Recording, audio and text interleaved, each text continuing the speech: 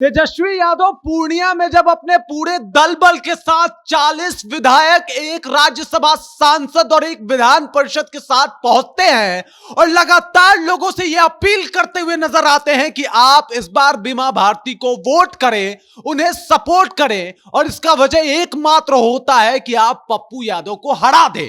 वो लगातार ये बोलते भी नजर आए कि भाई अगर आप हमें वोट नहीं कर रहे हैं तो आप एनडीए को वोट कर रहे हैं, उनका सपोर्ट कर रहे हैं, तो इस वजह से आप हमें वोट करें और हमें जिताएं, ना कि किसी और पार्टी को और ना ही पप्पू यादव को।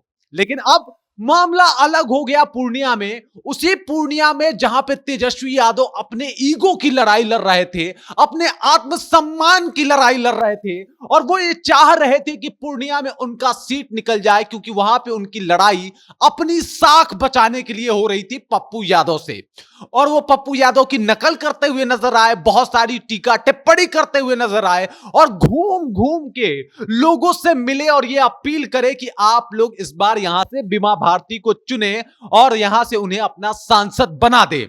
लेकिन अब मामला गर्मा गया है। कल जब पूर्णिया में दूसरे चरण के मतदान में पूर्णिया में वोटिंग होगी, उससे पहले आज की जो जानकारी आ रही है वो आपको सन्न कर देगी, वो आपको कहीं ना कहीं उलझन में डाल देगी कि ये क्या हो गया। चाहे आप किसी के भी सपोर्टर हैं, आप उलझन में पड़ जाने वाले हैं।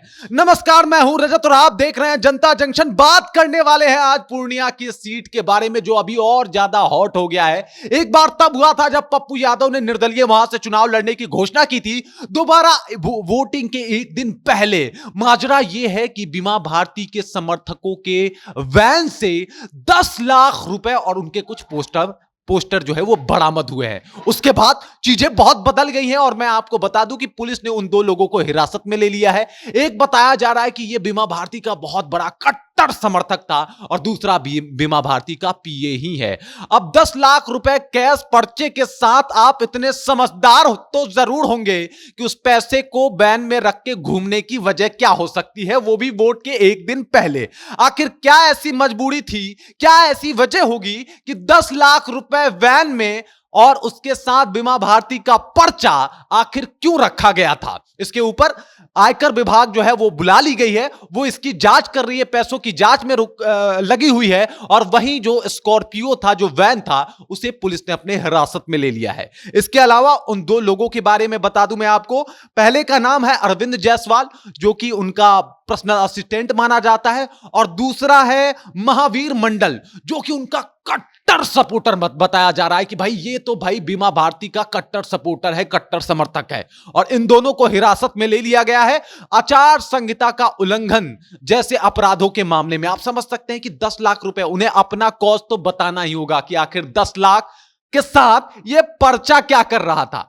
अब सवाल यह उठता है कि क्या मैं जो सोच रहा हूं या जो आप समझ रहे हैं, क्या मामला वो था? क्या वोट खरीद बिक्री जैसी बातें होने वाली थी, या फिर मामला कुछ और? इसकी तो पुलिस जांच करेगी, लेकिन ये एक तरीके से पकड़ा जाना, पैसा इतना धरा जाना तेजस्वी के लिए वो एक तरीके से पूर्णिया हाथ से और ज्यादा दूर जाता हुआ दिखाई दे रहा है।